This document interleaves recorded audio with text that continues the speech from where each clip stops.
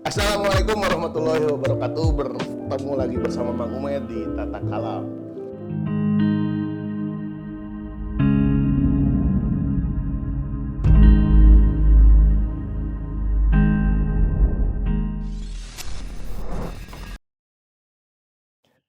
Spesial banget, Tata Kalam kali ini ada teman-teman sebaya Mamang ya. Sebaya banget. Ada Wina dan juga Ratu yang untuk pertama kali ada tamu perempuan dan temanya juga tentang perempuan. Nggak tahu kemana ini ya perempuannya. Apakah ke arah-arah Cuknya Din atau ke Khadijah atau Ummu Waroko atau siapa gitu, Bunda Teresa nggak tahu. Namanya juga Tata Kalam, kita mengalir aja. Ibu Wina, aduh Ibu, Cek Wina, Ratu, apa kabar? Alhamdulillah baik. Damang. Saya Kesannya bisa kesini gimana nih? Ada di Bulatuknya, ya di Tata Kalam maksudnya gitu. seneng lah ya balik lagi ke DA. Tadi masuk gerbang aja udah excited. Deg-degan. Ya seneng karena baru tahu juga ya zaman kita nggak ada kayak gini. Iya belum ada. Kayak keren banget gitu sekarang di DA udah ada fasilitas buat bikin podcast kayak gini gitu kan. Oke. Podcast ya ala-ala lah ya. Salah. Tapi memang rekomendasi beberapa alumni dari dekade 3 dan 4 lah ya otomatis karena nyarinya di sana. Untuk perempuan tuh memang kalian ada namanya Wina, ada namanya Ratu gitu. Yang satu belusukan banget, yang satu jauh banget ke Amerika. Yang satu yang belusukan itu orangnya sangat free, yang ke Amerika justru backgroundnya agak-agak Strict. kayak gitu. Kenalin lah sok, langsung dari bebas mau siapa dulu. Siapa dulu? Ini dulu. Siapa kalian teh sebetulnya gitu? Kenalan dulu kali ya. Nama Wina, biasanya juga dipanggil Wina. Dulu angkatan 18 Putri, berarti baru lulus dari DA 2013 lah ya. 10 tahun. Aku kurang lebih. 2014 sih. Iya, kita seangkatan tapi beda tahun lulus. Beda tahun dulu. Kurang lebih 10 tahun yang lalu. Terus kalau sekarang sebenarnya kerjanya jadi terapis, okupasi terapis. Apa itu tuh? Pokoknya biasanya sehari-hari emang kerja buat bantu anak-anak berkebutuhan khusus sih Kang. Bantu mereka supaya jadi lebih fungsional, bisa partisipasi gitu di klinik tumbuh kembang. Juga sekarang lagi lanjut kuliah lagi di UI gitu sih. Kebutuhan khusus kayak misalkan autis, misalkan kayak gitu. Ya, autis, ADHD, Down syndrome, atau memang anak-anak yang punya permasalahan tumbuh kembang. Hiperaktif kayak gitu. Betul. Speech delay. Kuliah di UI sekarang jurusan? Public health, ke kesehatan masih masyarakat. relate. Mas. Si. Kalau Ratu? Kalau aku nih. Bebas. Bebas. Kalau aku Gue juga nggak apa-apa. enggak pernah di Jakarta. Kalau aku sih nama Ratu, seangkatan sama Wina, angkatan 18 sama. Kalau sekarang kesibukan sih cuman ini bedanya dia lulus 2013, aku 2014 lulusnya. Karena ya itu karena bukan paus dulu, bukan, cuman karena melancong dulu jadi balik ke sini ulangi setahun lagi jadi 2014 baru lulus. Terus kalau sekarang kegiatan sih kalau ada kegiatan freelance juga, jadi biasanya jadi translator, penerjemah. Mantap. Lepas pernah juga ngajar jadi guru bahasa Inggris. Terus kalau sekarang sih jadi jadi asisten dosen tapi bukan asisten dosen yang ngajar gitu, cuman yang mengurusi urusan akademik kayak dokumen-dokumennya gitu Di UGM di sekarang. UGM ya. Itu translator tuh berikut subtitle di Movie gitu. movie juga. Bisa sih sebenarnya, cuman kalau sejauh ini kebanyakan yang datang tuh order dari kayak anak-anak mahasiswa yang terjemah ini Terjemah penelitian Ya, di cross check bener gak nih bahasa karena kan Inggrisnya. biasanya kalau misalnya nyari yang penerjemah tersumpah tuh kan budgetnya memang kayak tinggi gitu. Anak-anak mahasiswa kan nggak afford gitu, nggak bisa kemahalan gitu. Nah, kalau saya bikin budgetnya kayak di bawah-bawah penerjemah tersumpah karena memang belum tersumpah. Dua orang ini cukup Inggris banget ya. Susah banget sih. Soalnya ngasih beberapa note tuh selalu bahasa Inggris dan saya yang sangat sunlis. You going where? Terus kegiatan lain sekarang selain itu ada nggak yang lain-lain gitu kegiatannya? Apa ya? Kuliah, berarti kan sambil kuliah. Kuliah kalau aku sama sambil kuliah juga lagi lanjut di UGM sekarang. Terus kalau kegiatan sih karena 2 tahun terakhir kan ke pandemi juga ya, jadi kita memang di rumah ya paling apa ya ikut-ikut webinar yang gitu sih. Terus baca ya, yang paling utama sih kegiatannya itu ngerjain tugas kuliah. karena buset S2 lumayan sih. Jadi belum ada kegiatan asik lain yang bisa dikerjain. Belum kelihatan nih sentilan-sentilan ke arah perempuan. Si normatif aja ini. Oke, kita kaitkan aja lah dengan keperempuanan. Sejauh yang Ume tahu, kadang kata perempuan itu memang yang paling baik. Karena konon jangan manggil mereka wanita, katanya kayak gitulah. Dari beberapa sependek pengetahuan tentang keperempuanan, nggak jauh-jauh sih. Saya tidak mencoba mau mengarahkan ke arah gender atau lari-larinya ke mana gitu kan, bahkan ke LGBT enggak juga. Tapi lebih ke yang menarik itu di off air tadi diobrolin bahwa Wina itu ada kegiatan yang masuk banget ke pelosok, tapi dari background yang justru cukup free gitu. Ya. Dan satu pernah ke Amerika. Padahal sebuah tempat yang sangat free banget, tapi dari keluarga yang konservatif. Ya, ceritain lah kayak gimana kita ada. Iya, benar juga aku. Ada pengaruhnya kah atau ada pengalaman unik atau gimana sih? Pengen tahu soalnya kalian seangkatan dan kayak jadi gini gitu loh. Iya, benar sih. Kalau aku background keluarga emang sebenarnya bukan konservatif yang real agamis yang banget gitu, enggak, cuman memang cenderung ke tradisional gitu, kayak apalagi anak perempuan tuh kan masuk ke perempuan yang anak perempuan gitu. Kayak aku dulu tuh saking susahnya izin, kayak makanya ketika orang nongkrong sana nongkrong sini, kalau aku dulu tuh cenderung susah karena aku dulu kuliah tuh kan di UIN Bandung waktu S1 tuh, itu kan cuma 30 menit gitu ya dari rumah. Jam 5 sore tuh udah diteleponin gitu, kayak kenapa belum pulang, kayak Allah SD. Iya, makanya di situ tuh kerasa banget. Kalau waktu di DA sih nggak terlalu kerasa karena kita kan di pesantren. Jadi aku pun agak kaget gitu ketika diam di rumah, tinggal di rumah, ternyata seperti ini gitu keluarga. Karena kan waktu di DA ya 6 tahun dilepas aja di sini. Aku waktu di DA tuh bener kesana kesini. Nah, waktu ke Amerika itu kebetulan kan memang lagi di DA gitu. Daftar pun dulu ibu tuh nggak setuju banget, kayak nggak setuju, bener-bener nggak boleh gitu. Cuman kalau ayah sih, jadi anehnya tuh kalau aku izin ke misalnya mau ketemu Wina atau mau apa itu agak susah. Tapi kalau misalnya ke luar negeri tuh kayaknya lebih gampang. Ada lebih nggak ngerti juga, cuman memang pas di awal ya paling yang susah kalau waktu mau daftar ke Amerika, karena kan belum tentu lulus juga ya dulu waktu daftar tuh. Cuman ya nekat aja daftar, ternyata lulus kan. Nah ketika lulus ya alhamdulillah akhirnya ayah ngizinin, ibu ngizinin, karena ya nggak mungkin lah nggak diambil gitu udah lulus ke Amerika. Ya cuman tetap aja gitu ketika hal itu tuh nggak merubah sisi tradisionalnya keluarga aku gitu. Ketika pulang dari Amerika kan kuliah nih, nah kenyataannya seperti itu kan, ketika kuliah tetap gitu aku susah izin, susah apa gitu. Dan ya cuman baru ngeh juga sekarang, unik juga ya, memang kalau misalnya izin tuh di keluarga tuh kalau misalnya mau ke luar kota, misalnya mau ke Jogja atau mau kemana main, itu susah banget gitu. Tapi kalau misalnya ke luar negeri, kayak pernah aku kayak ke Malaysia atau ke Singapura gitu, kayak ya udah sok-sok aja gitu. Gak ngerti. Gimana berarti karena nggak ada Wina? Ngajak Wina nggak ada begini, Wina susah. Ya ampun. Kecuali kalau misalnya kita perginya ke luar negeri gitu, kayaknya boleh.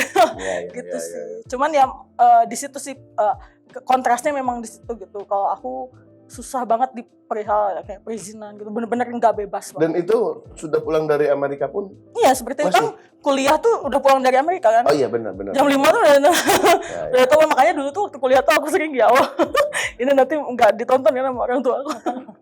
Aku suka sampai berdoa, ya Allah hujan dong kayak biar aku nginep di kosan temen gitu kan. Hujan nggak bisa pulang kan. Gitu. Cuman ya gitu sih, karena saking entah apa pasti ada alasan yang baik sih. Cuman ya ketika ngobrol sama Wina nih kayak, Wina tuh kayak ada di Bandung, ada di Jogja, di mana kok enak banget gitu, kayak anaknya kemana-mana bisa gitu. Kalau ngebandingin sama diri sendiri kayak, kok aku susah banget kemana-mana sih gitu, kayak kerasanya di situ gitu kita ngobrol sama Wina yang gitu kan. Iya kan Win? Oke, kalau Wina gimana? Sebenarnya keluarga aku Kenapa juga nggak kepikiran keluar negeri malah ke pelosok gitu?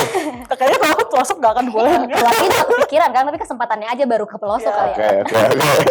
Sebenarnya keluarga aku juga awalnya nggak sebegini ngasih kesempatan untuk ya udah boleh gitu bebas. Awalnya juga dulu sempat susah dulu Kang. Jadi kayak apa namanya? Dulu sempat mau kuliah ke UGM tuh, habis dari DA tuh pengen ke UGM. Pengen banget. Tapi nggak diizinin, nggak bisa. Aku tuh anak perempuan paling kecil di keluarga gitu. Kakak-kakakku, Aku paling besar. ya, anak pertama. Aku tuh anak perempuan paling kecil. Kakakku semuanya tuh laki-laki gitu ya. Dan mereka tuh di Garut rata-rata. Paling deket tuh paling ke Bandung gitu ya kuliah. Nah pas ketika aku minta untuk ke Jogja, itu sempet nggak boleh dulu, kayak aduh kejauhan, coba cari yang di sini lah gitu. Tapi mungkin saat itu kayak oke, udah nggak apa-apa, coba dicari yang dekat dulu. Akhirnya kan ke Depok tuh kuliah pertama, ke UI, terus mereka yang ngizinin lah di Depok masih dekat gitu. Oke. Tapi karena mungkin setelah ke sana lingkungannya banyak gitu ya, ketemu orang juga dari berbagai latar belakang banyak banget. Ya mau nggak mau pada akhirnya aku pun jadi dapat berbagai pintu nih gitu, dan orang tuaku pada akhirnya juga ingat pertama kali momen orang tua yang ngebolehin gitu ya. Aku pergi jauh itu waktu itu ada konferensi di Malaysia, terus izin.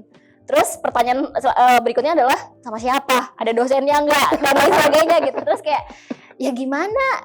Mih ini tuh kesempatannya ada, aku bisa berangkat, masa nggak berangkat gitu. Nah akhirnya poinnya adalah saat itu oke, boleh selama kamu bisa bertanggung jawab, selama kamu bisa dipercaya, kami kasih gitu. Mantap. Akhirnya berangkat. Setelah dari sana aku mau apapun, rasa-rasanya tuh selama ini tidak pernah dihalangi atau ditolak gitu. Mereka lebih memposisikan diri untuk diskusi aja gitu, termasuk ke pelosok Kang. Jadi kayak pas ke Aceh itu jadi aku ikut program ini kali ya, mungkin biar ada gambaran, ikut program sosial gitu, ngirim relawan ke daerah selama 1 tahun. Tapi waktu itu aku programnya 15 bulan ke daerah terpencil di Indonesia. Tugasnya adalah jadi guru di sana. Misi utamanya adalah mendorong lebih banyak orang untuk peduli ke pendidikan di sana. Nah waktu itu aku ke Kabupaten Aceh Singkil. Seleksi biasa ya, seleksi dan ada 3 tahapan dan lain sebagainya. Aku tuh baru ngomong izin ke orang tua itu di tahap terakhir ketika mau tanda tangan. Udah mau tanda tangan kontrak. Kenapa itu terjadi? Karena aku yakin bakal diizinin gitu. Meskipun sebenarnya ada deg-degannya sampai aku ngontek orang tua, ngontek kakak gitu yang ketiga. Temenin pulang dong, mau ngapain gitu. Untung nih kakakku ini tuh agak familiar sama programnya. Oke. Temenin dong, mau izin gitu. Bakal kakakku ngedukung. Akhirnya kami berangkat tuh. Terus udah deg-degan nih mau ngobrol. Mih, tahu program ini enggak gitu. Tahu program itu kenapa? Karena aku mau ikut itu. Oh iya, kemana? Waktu itu belum tahu, karena kita belum tahu akan ditempatin di mana, kita nggak bisa milih. Oh iya. Jadi masih nggak tahu kemana gitu. Betul. Berapa lama gitu? Setahun. Elah, setahun doang. Pergi aja. Aku udah deg-degan. Oke, baiklah. Jadi ya udah. Aku merasa bersyukur banget karena emang pada akhirnya orang tua itu memposisikan dirinya mungkin jadi teman diskusi kali ya. Karena sebenarnya aku udah punya pilihan, kayak aku mau ikut ini, resikonya ini dan lain sebagainya, tapi aku tetap mau milih ini gitu. Terus aku sampaikan ke orang tua, dan orang tua di posisi oke, kamu udah tahu resikonya apa dan sebagainya, boleh Mimi sama Bapak cuman doain aja. Terus akhirnya berangkat lah. Berangkatnya ke Aceh Singkil di pelosok. Sepelosok dan seterpencil apa sih? Aceh Singkil itu kabupaten dia tuh dekatnya ke Medan sebenarnya. Ke Medan itu cuma 6 jam, tapi ke Bandung Cuman. Cuma 6 jam. Oke. Iya. Lanjut. Cuma 6 jam kalau kita bandingkan, cuma 6 jam sama Medan. Tapi 12 jam ke Banda Aceh, ke provinsinya kan, ke ibu Ya, kota ya, provinsinya. Jadi Jam. betul. Jadi kalau misalnya kita di darat itu darat kan, perjalanan darat 12 jam. Kalau secara geografis tuh aku kayak di tengah-tengah hutan sawit sih. Aku tinggal di satu desa sendirian gitu ya, tinggalnya di rumah dinas. Rumahnya gelap. sekolah. Iya, rumahnya kayak satu petak gitu aja. Terus ya udah di sana 15 bulan hidup sama mereka gitu di sana. Tapi fasilitas listrik kayak itu aman ada. Ada Atau listrik udah sebagian masuk. aja? Yang nggak ada tuh air. Halo, Robi. Nggak ada air. Jadi selama 15 bulan tuh aku pejuang Sungai. mandi di sungai. Di sungai pada bawa ini kan di kepala gitu cucian piring. Kalau video call sama dia waktu dia di sana gelap itu. Kayak ini ngobrol sama siapa? Gelap banget sumpah. Tapi udah mulai ada udah ada listrik terus ada internet ada. Tapi kalau hujan udah habis semua. Listrik hilang, internet hilang dan nggak ada air. Tapi kalau hujan air banyak kan. Jadi kalau hujan tuh mau jam berapapun nih lagi tidur misalnya tengah malam hujan udah langsung kuping tuh berdiri gitu loh. Ah ya. Langsung keluarin semua ember jajan. Karena nggak ada air, ada air. Tapi menarik tadi pas bilang bahwa orang tua memposisikan sebagai teman diskusi ya. Ya mudah-mudahan aja tontonan ini ditonton sama orang tua Ratu dan oh kita diskusi aja tuh. Sekarang Sebenarnya kita diskusi ya mungkin aja kayak gitu kan. sebenarnya sih gak terlalu gimana ya, aku susah juga memposisikan jadi orang tua tuh. Aku kadang suka mikir apa karena aku anak pertama, apa Iya. karena memang pure Dari karena berapa perempuan. bersaudara? 3 bersaudara, 3. Semuanya perempuan, aku anak pertama. Ah. Jadi kayak bebannya tuh kayak harus jadi contoh segala macam. Cuman memang kalau misalnya untuk kayak bikin keputusan gitu ya bisa sih aku, cuman memang agak sulit aja gitu, kayak deg-degannya 2 kali lipatnya Wina lah gitu, kayak kalau mau izin kemana atau apa gitu atau Ya. gitu lah. Keren saya langsung ngebayangin ke film-film gimana gitu teh. Ya. Mendibikin film teh dua sahabat nggak tahu aja bang. Tapi oke, dari semua pengalaman itu pasti punya semacam apa namanya yang keren-keren pasti banyak lah. Tapi ada semacam bukan kontemplasi atau kepenasaran atau bahkan kegundahan nih. Apalagi terkait dengan loh saya perempuan loh. Pengalaman-pengalaman selama ini yang ngebangun saya kayak gini tuh ternyata ada yang pengen banget disampaikan gitu. Kayak gimana sih itu kegundahan kayak gimana? Dari Wina, dari semua pengalaman yang dilalui gitu. Tentang Secara perempuan. general aja. Secara general. Kalau aku pribadi sih karena balik lagi ke keluarga ya, kayak dari keluarga tuh baik enggak sih, kalau di sisi keluarga ayah tuh ada beberapa juga yang melanjutkan ke perguruan tinggi gitu ya, yang lebih dari S1. Kalau di keluarga ibu belum ada. Jadi ketika aku tuh kayak bahasa Sundanya malawung banget gitu, ini anak udah ke Amerika kayak mau apa gitu kan, kalau misalnya untuk orang-orang tua yang tradisional kayak mau ngapain sih gitu, apalagi ketika orang tuh kebanyakan kalau mendengar kata Amerika tuh kayak liberal banget, sekuler banget kan, kayak bahaya pokoknya gitu. Waduh, Tapi, pulang-pulang nanti jadi Snoop Dogg. iya.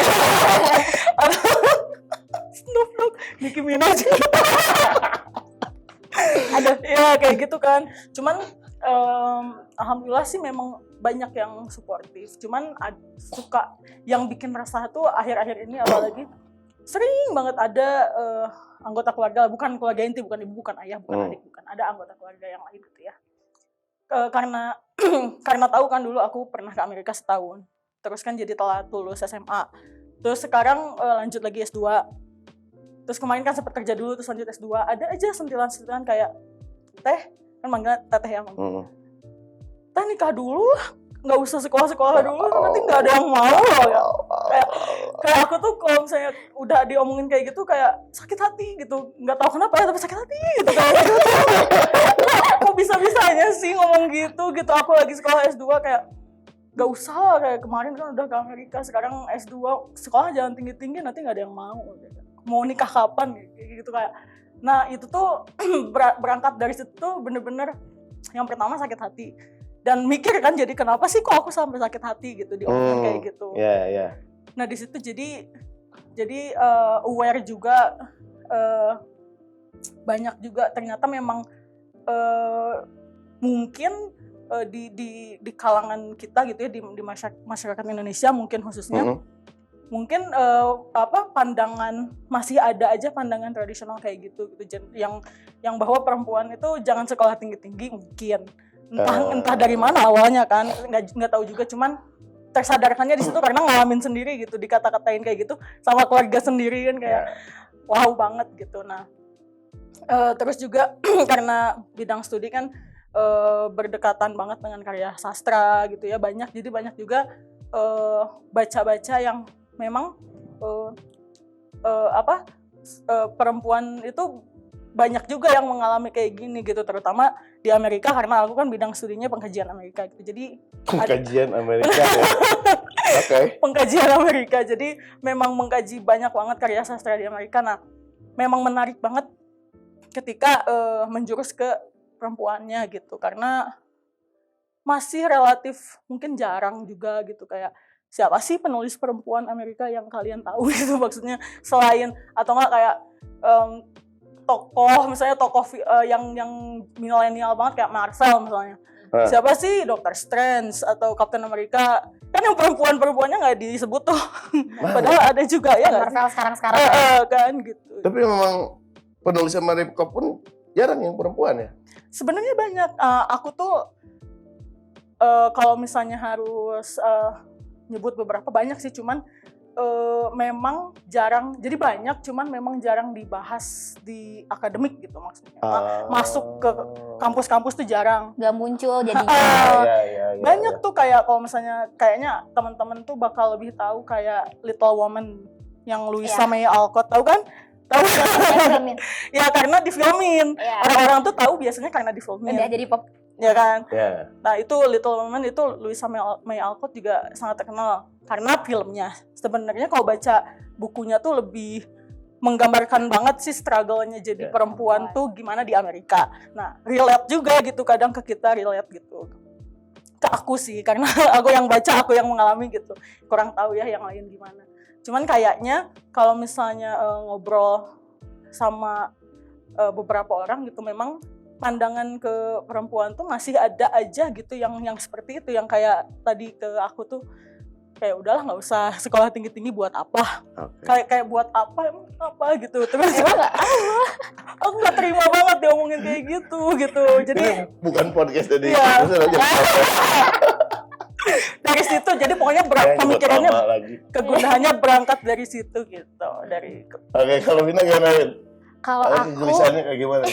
Sebenarnya kegelisahannya hampir sama soal kita perempuan. Kita gelisah juga sambil ketawa-ketawa ya. Gelisahnya sambil happy aja. Bener. Tapi gelisahnya sama soal perempuan juga, meskipun aku merasa jadi gini, karena aku merasa aku punya keistimewaan sosial dengan bisa milih apa yang aku mau gitu. Dan gak dinyinyirin ya? Gak dinyinyirin, aku termasuk tidak dinyinyirin. Gak pernah ditanya kapan nikah. Mungkin orang ada yang nanya, tapi di keluarga besar itu gak pernah nanya kamu mau nikah kapan gitu. Aku juga pas kemarin aku mau lanjut S2, monggo silahkan didukung gitu. Jadi sebagai perempuan yang menerima kemudahan itu gitu ya. Terus aku mendengar ceritanya Ratu, melihat kemarin ketika ke pelosok gitu ya, ngelihat banyak banget perempuan yang ternyata bias gender, bias kelas itu putus ada. Kayak gitu tuh ternyata ada. Jadi aku ya itu akhirnya galaunya, keresahannya tuh timbul karena aku melihat kok yang aku dapetin itu nggak didapatkan ya oleh perempuan lain. Gitu kayak misalkan contoh aku mau sekolah, aku punya aksesnya gitu, ada informasinya, aku bisa nyari kampus mana nih yang bagus, beasiswanya yang mana nih yang bisa aku dapetin gitu, aku bisa punya itu. Ketika aku tugas di Aceh Singkil, ketemu sama anak-anak perempuan di sana gitu ya, rata-rata ya setelah lulus SD ya akhirnya nggak bisa lanjutin sekolah, entah itu banyak ya permasalahannya, entah itu karena memang ekonomi misalkan, atau sesimpel udah nikahin aja gitu. Nikahin aja. Balik lagi ke situ. Iya, dinikahin aja. Berarti kan memang dibatasi bahwa kamu sebagai perempuan ya paling banter nikah jadi istri orang gitu. Kayak kok kita optionnya cuma dua. Option itu diberikan oleh orang lain. Kayak akhirnya didorong untuk ya mereka nikah, masih anak-anak nikah gitu. Pada akhirnya kan pendidikan yang nggak nyampe gitu. Terus dia nanti punya keluarga, terus punya anak. Terus aja kayak gitu lingkarannya di sana. Dan memang sekarang pun aku di S2 tuh memang public health, tapi aku peminatannya adalah kesehatan mental komunitas dan disabilitas. Jadi memang dengan background aku yang terapis gitu ya, kerja sama anak-anak berkebutuhan khusus, aku memang konsentrasinya banyak di isu-isu perempuan dan anak disabilitas gitu. Ketika aku ngambil jurusan ini, ya aku semakin melihat bahwa perempuan ini, apalagi yang marginal kayak orang disabilitas gitu ya, ternyata double gitu. Di layer paling bawah banget. Iya gitu, double burden banget nih. Kebayang gitu. Akses udah jauh. Betul. Pendidikan nggak nyampe, terus Bener. punya cobaan anak. Aduh. Benar. Jadinya ya itu jadi kegundahan, tapi pada akhirnya kan oh ya apa nih gitu ya, bisa ngapain sekarang dengan aku ngambil jurusan ini, mempelajari lagi gitu kan. Jadi kayak melihatnya mungkin jadi Iya tuh. Terus mesti ngapain ini? ngapain Jun? Ngobrol Kang. Sebenarnya kalau untuk teknis belum ada ya. Ya, dari kemudian itu minimal Cuman kayaknya mesti si ini deh. cuman minimal seenggaknya atau minimal jadi dukungan lah dari netizen aja. Atau enggak melihat ini sebagai masalah aja kan. Iya, terus Oke, minimal bisa membuka conversation tentang hal ini gitu. Betul. bahwa realitanya kadang orang tuh tidak, entah nggak tahu, entah pura-pura nggak tahu bahwa ya nggak tahu ya dari sudut pandang laki-laki gimana. Cuman kalau misalnya jadi perempuan tuh kadang optionnya tuh hanya itu gitu. Kenapa harus cuman punya option kalau nggak nikah, Terus keluarga ngurus keluarga, ya apa gitu Terus pokoknya. anak gitu. Ya, Kenapa? kalau istilah dulu mungkin sumur dapur kasur kayak Iya, gitu kan. Gitu, Ya. Kenapa? Mungkin jadi maksudnya kita juga di sini tuh bukan kayak kita udah tahu mau ngapain. enggak ya, dan aku juga enggak bilang kayak aku enggak mau nikah, enggak punya anak, enggak mau ngurus, enggak. Kayak karena bisa nggak sih kita nggak dikasih option tapi ya bisa gitu, kita jadi ibu rumah tangga, bisa misalnya bakal nikah gitu, bakal punya anak, tapi boleh nggak sih kita sekolah juga gitu, boleh nggak sih kita punya kerjaan yang bagus juga gitu. Karena secara sains kan katanya anak itu kepintaran atau kebajikan. Iya benar, itu aku pernah ngobrol sama temen yang di lupa anak ekonomi atau mana gitu. Memang scientifically proven banget bahwa hasil riset itu kecerdasan anak tuh memang lebih dominan turunnya dari ibu gitu. Makanya kan kayak bertolak belakang banget nih kalau misalnya ibu putus sekolah langsung nikah dan harus membesarkan anak, ilmunya dari mana gitu. Ya, Sebenarnya nggak salah juga, cuman kalau yang aku harapkan tuh kayak kita punya, intinya bisa memilih sih, maksudnya nggak harus dinyinyirin gitu, maksudnya nggak harus dipertanyakan loh. Betul, Emang bisa betul, sekolah betul. terus ngurus rumah gitu lah, emang rumah urusan kita doang gitu. Kayak keluarga gitu. Jadi ngerasa terwakil. nggak niat menyindir. Istri aku kayak gitu nggak ya? Gue doang. Ya. Jadi sebenarnya nggak salah juga, ada juga perempuan kan yang memang memilih pengen jadi ibu rumah tangga Betul, pure gitu, nggak apa-apa asal itu pilihan dia gitu. Benar. Jadi memang pada dasarnya intinya yang penting kita bisa memilih gitu. Kalau misalnya mau sekolah tinggi ya nggak apa-apa, mau jadi ibu rumah tangga juga nggak apa-apa gitu, sama-sama aja. Cuman jangan, nggak perlu ada pertanyaan-pertanyaan kayak gitu, kayak yang aku dapat gitu. Ya, aku juga pengen cerita jadi kayak gini. Nggak dari keluarga sendiri ya, takutnya nanti curhat. Tapi ada teman dekat, istrinya dia S1-nya di UGM, arsitek. Terus S2-nya arsitek juga di Belanda. Nikah sama teman seangkatan, anak dia, tapi istrinya bukan. Dan memilih untuk full time mom. Ya. Gitu. Tapi begitu banyak yang nanya ataupun mau main sendiri nanya, ya karena ya biar lebih bijak aja ketika ngurus anak. Saya punya banyak referensi yang bisa nantinya anak kayak gitulah. Jadi memang ya ujung-ujungnya memang pilihan lah ya, gitu. Tapi ya bebaskan dulu kami untuk memilih lah mau kayak gimana gitu, kayak gitu kan. Nah itu. Dan poinnya bukan harus sekolah, perempuan harus bekerja, perempuan harus nikah, bukan. Betul. Gitu. Tapi betul. poinnya adalah si perempuan itu punya Maunya. kesempatan nggak untuk milih atau pengen Nah gitu. Ya, itu betul, kesempatan betul, untuk betul, memilihnya betul. itu ada atau enggak. Betul. Itu sih. sekiranya pun ada, apakah didukung oleh lingkungan atau malah mendapatkan tekanan gitu. Jadi kan stres gitu. Udah nggak bisa sih. Dari nggak tahu cocokologi atau apa itu bahasa Arab itu kan perempuan tuh ibu tuh umi ya, Ya. gitu. Konon katanya dari satu alif dan mim itu bisa mengubah jadi imam. Satu akar kata juga Iya. anak sastra. Terus satu akar kata juga dengan umat. Oh my god. Kebayang nggak kalau nggak ada itu? Wow. Iya benar. Nonsen imam kalau misalkan nggak ada nonsen juga umat kalau nggak ada kayak gitulah bahasanya. Oh, merinding. Imam kalau nggak ada cuma doang. Umat nggak ada alif sama mim cuma Bener oke. iya bener. Bener. Kayak ya gitu. Maksudnya jadi di bukan ya maksudnya kalau misalnya ngomong kesetaraan ya udah setara lah gitu maksudnya kita. iya, Maksudnya sekarang kan itu juga kan kesempatannya itu. utak-atik kata itu juga udah menunjukkan bahwa semuanya berperan. Iya. Semuanya- Nah itu kolaborasi Iya itu. kan, kolaborasi mau nggak mau gitu. Tapi kalau misalkan ada figur tertentu nggak sih yang bikin kalian kayak gini? Apakah nanti lagunya ke Bunda Teresa?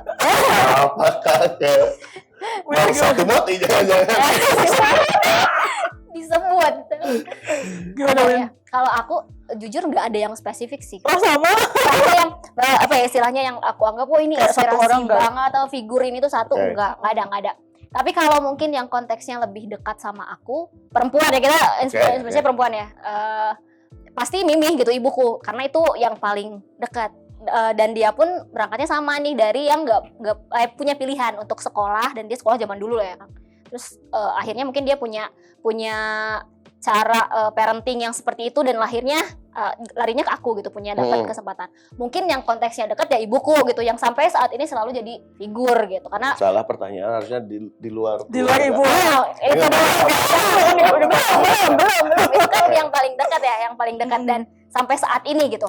Tapi kalau misalnya di luar itu aku nggak ada yang spesifik cuman aku tuh nggak tahu kenapa ini mungkin sebagai orang yang di sastra juga ya aku tuh selalu seneng banget baca kan Kang dan bacaanku tuh yang lumayan beragam mungkin sekarang tapi kalau dulu memang banyaknya fiksi gitu novel fiksi tapi aku selalu ngerasa aku selalu kagum sama tokoh perempuan dalam novel selalu Ya. misalkan siapa ya misalkan ada tokoh namanya Serintil di novel Ronggeng Dukuh Paruknya Ahmad Tohari misalkan ya.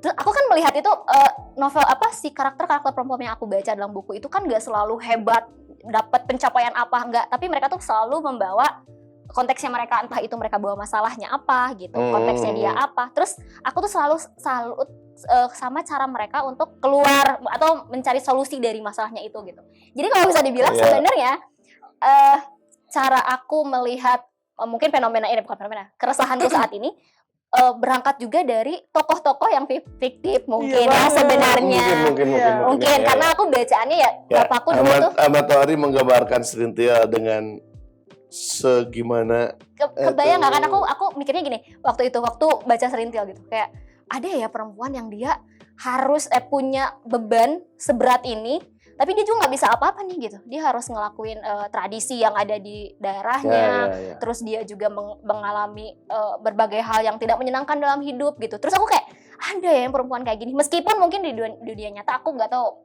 gimana gitu ya tapi karena aku melihat sosok itu ada masalahnya ada keresahannya terus aku melihat gimana gitu cara dia menghandle itu setipe dengan Nyai Ontosoroh nggak? Iya Bu ya aku menyebut itu atau bertolak belakang lah ya nggak yang kayak gitu misalkan ada novel Pasar punya Kunto Wijoyo terus ada karakter di mana perempuan itu tuh digambarkan sebagai orang yang sangat bergantung kepada laki-laki misalnya terus dia sangat melihat uang itu adalah value hidupnya jadi dia pokoknya kalau zaman sekarang ada stereotip perempuan matre misalkan nah itu tuh dilekatkan di tokoh itu jadi aku melihat ada ya karakter seperti ini yang mana kehidupannya tuh seperti ini jadi ya pada akhirnya itu jadi referensiku gitu kan. Dan banyak apalagi tokoh ditulis yang dari lain. kacamata seorang cowok ya. Betul. Nah, gitu. itu. Jadi itu pembelajarannya tuh kesana kayak. Iya. Tapi kalau misalkan mau ngomongin manusia di dunia nyata gitu ya. kayaknya sebagai orang Muhammadiyah kita perlu berbangga ya, banget banget gak sih? Mulai ke mention. Agak serius ini mas, serius. Iya. Kayak perempuan di Muhammadiyah yang wah gila gak sih gitu, kayak dari zaman dulu ya, Siti Walidah gitu dan lain sebagainya. Nggak kebayang gak sih dulu susahnya gimana, tapi mereka tetap gitu.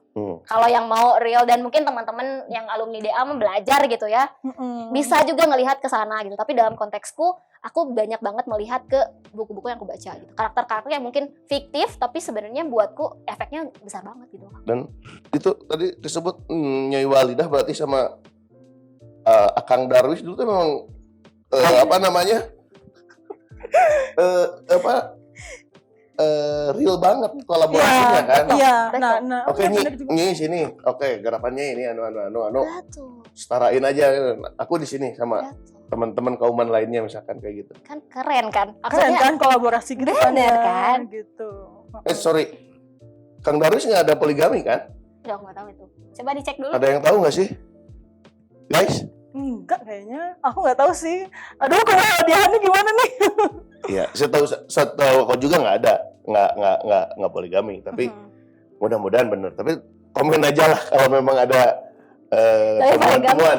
Poligami isu lain ya. Ya, isu lain. Tapi mau nggak mau itu salah satu yang cukup banyak Dihadapi juga ya. mencederai dan tidak dianggap adil untuk isu-isu perempuan. Oke, tuh. Sekarang Ratu, sosok-sosok yang cukup inspiratif. Bisa jadi di luar keluarga ya. Itu mah udah pastilah gitu. Pasti itu Karena mah. itu template pertanyaan umum sepertinya itu. Di luar keluarga siapa yang paling menginspirasi?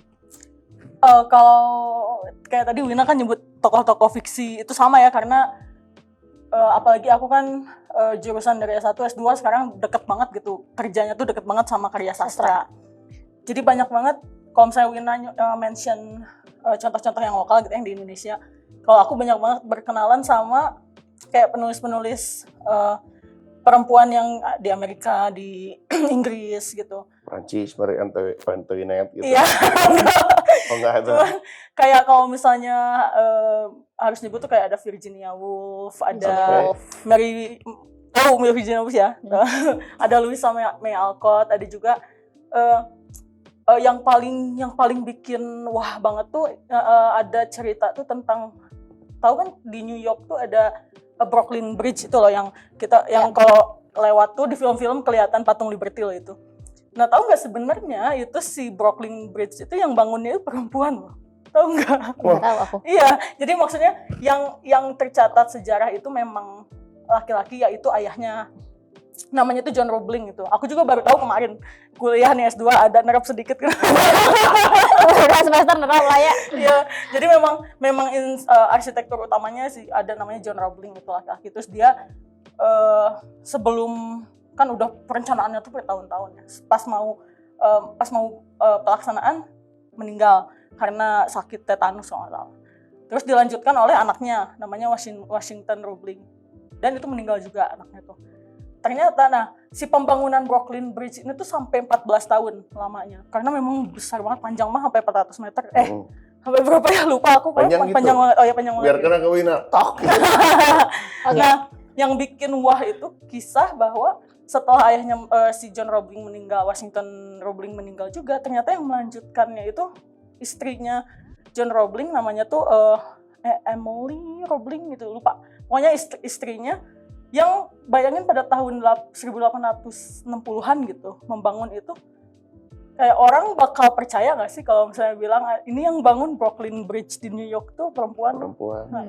Nah dari situ ketika membahas itu di kelas kayak oh iya juga gitu, kayak keren loh, maksudnya perempuan tuh kita bisa melakukan hal besar, tapi kadang lingkungan tuh mengekspek kita untuk melakukan hal-hal kecil aja gitu ya. Lingkungan, berarti lingkungan terkecil waktu pertemanan juga ya ada gitu. Nah kalau untuk aku, makanya aku bisa berpikir seperti ini, makanya aku bisa sampai ngambil S2 juga meskipun ada sentilan-sentilan gitu ya kan tadi di belakang bahwa ya jangan S2 nikah aja dan lain-lain. Itu ya karena lingkungan pertemanan juga sebenarnya, pertemanan sama Wina gitu ya, circle di DA ini. Teman-teman aku tuh kehitung banyak banget yang memang melanjutkan studinya sampai malah S3. Kemarin tuh ada beberapa yang udah beres, mau beres, ada yang mau lanjut S3, dan sangat inspiratif banget. Malah yang ada salah satu teman dekat kita juga bertiga yang sama-sama sekarang lagi S2 tuh, dia udah nikah, udah punya anak 2, bayangin ngambil S2 di UI hubungan internasional, kayak aduh gimana puyengnya nggak sih gitu, kayak ngerjain paper sambil ngurus bayi, ngurus suami, kebayang nggak sih maksudnya, jadi betapa kerennya gitu. Siapa itu? Itu Fariha ada namanya teman. Seangkatan. Heeh. Yang bareng ke Amerika juga. Ya. Nama lengkapnya? Fariha. Namanya Fariha Nisfah Laila namanya. Fariha. Yuk ngobrol yuk. Fariha tuh salah satu sosok yang, jadi selain sosok-sosok fiksi atau apa kayak penulis tokoh-tokoh yang memang aku nggak kenal personal gitu, yang menjadi inspiratif, sebenarnya yang paling dekat itu yang menginspirasi ya teman-teman sendiri gitu. Kalau aku pribadi kayak Wina juga, kayak kemarin kan volunteer ke Aceh itu kayak keren banget gitu, terus sekarang kuliah kerja dan lain-lain. Fari, ibu rumah tangga, bisa kan ternyata sambil sekolah, sambil ngurus anak 2, sambil ngurus suami, ngurus rumah tangga gitu. Terus temenku juga ada yang kemarin baru lulus S3 jadi dokter sebelum umur 30 tahun, kayak keren banget gitu. Dia belum umur 30 tahun udah dokter. Dokter S3. Oke. Terus ada juga yang mau OTW lulus dokter, ada yang lagi berjuang daftar untuk S3, kayak teman-teman tuh gue tuh keren banget gitu. Jadi memang inspirasi terdekat mungkin kalau ditanya dari situ gitu. Kalau di luar keluarga, yang pertama ya lingkungan circle pertemanan yang dari DA ini gitu.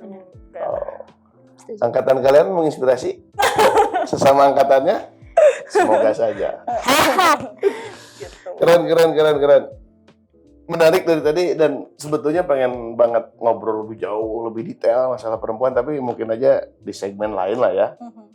Ya, banyak yang trending sekarang kan, perempuan tuh selalu didiskreditkan atau bahkan ya dilecehkan lah misalkan. Bahkan itu di institusi pendidikan sendiri. Ya. Nah itu pengen dibahas, pengen juga gitu. Atau di ruang-ruang publik, KRL di mana dan segala macam. Yang dari sisi ekspresi pun bisa jadi seolah sangat dibatasi. Tapi itu nantilah. Ini mencoba pemantik aja dari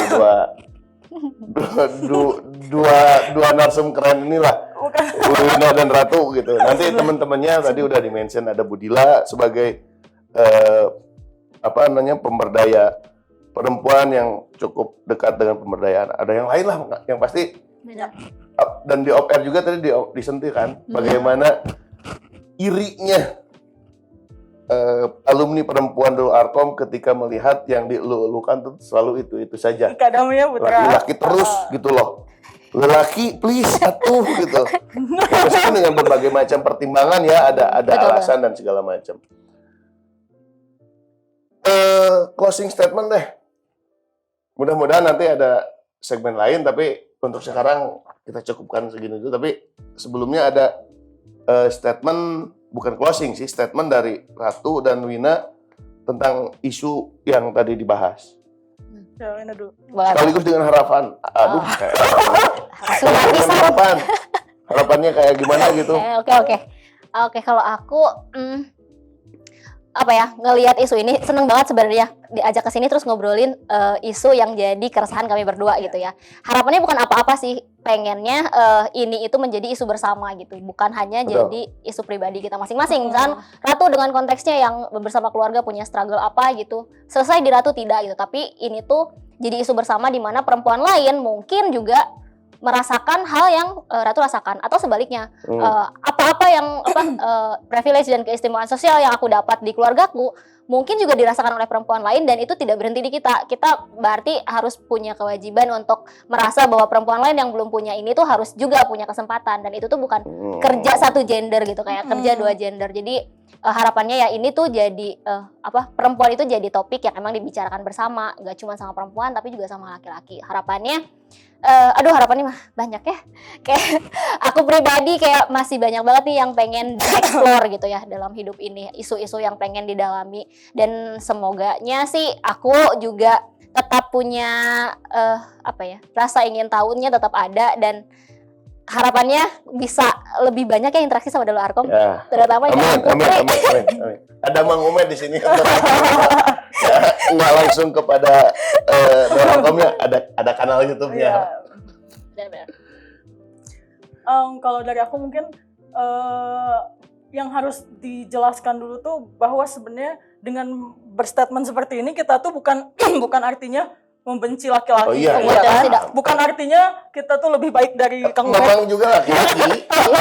Ya jadi mungkin masih banyak aja di lingkungan kita tuh yang ketika kita mengelulukan isu perempuan gini pasti aja ada yang masih berpikir bahwa oh mereka berarti merasa lebih baik dari laki-laki, atau mereka berarti membenci laki-laki misalnya. Jadi kebanyakan korelasinya tuh ke sana, padahal nggak seperti itu Betul. gitu. Yang kalau yang aku dan Wina di sini mau menyuarakan itu bahwa kita itu ingin ya at least punya kesempatan yang sama untuk membuat pilihan gitu, dan harus ada, jadi maksudnya tidak usah tidak ada pertanyaan-pertanyaan yang lebih menyudutkan kayak perempuan itu memangnya bisa seperti Membatasi. ini, yang membatasi gitu. Oke. Jadi lebih ke ya kita itu bagi kami gitu ya sebagai perempuan itu sebenarnya bisa melakukan banyak hal Banyak gitu, tapi mungkin keadaan entah lingkungan entah apa ya banyak faktor yang memang membelenggu gitu atau membatasi gitu. Jadi ya kami di sini sebagai perempuan juga mengalami dan lain sebagainya. Ya begitulah pokoknya. Ingin yang minimal bisa membuka percakapan aja tentang hal ini. Gitu. Oke. Jadi orang-orang tahu. Wah. Wina, nuhun bisa Sami-sami. satu. Sami-sami. Biarkan Umed juga bikin statementnya, tong sok laki-laki lah, tong sok keren gitu, tong sok superior. Padahal perempuan bisa jadi merasakan satu hal yang diidentikan dengan kengerian itu sebulan sekali, dengan datangnya menstruasi. Bagaimana itu sakit, perih, dan itu simbol getir, dan dia sanggup. Laki-laki mah enggak nih. Makanya please equal. Oke. Selalu lahir dengan segala kepenasaranan, hidup dengan segala pengalaman, dan mati dengan segala yang kau tahu. Sampai bertemu di tata kalam berikutnya. Wassalamualaikum warahmatullahi wabarakatuh.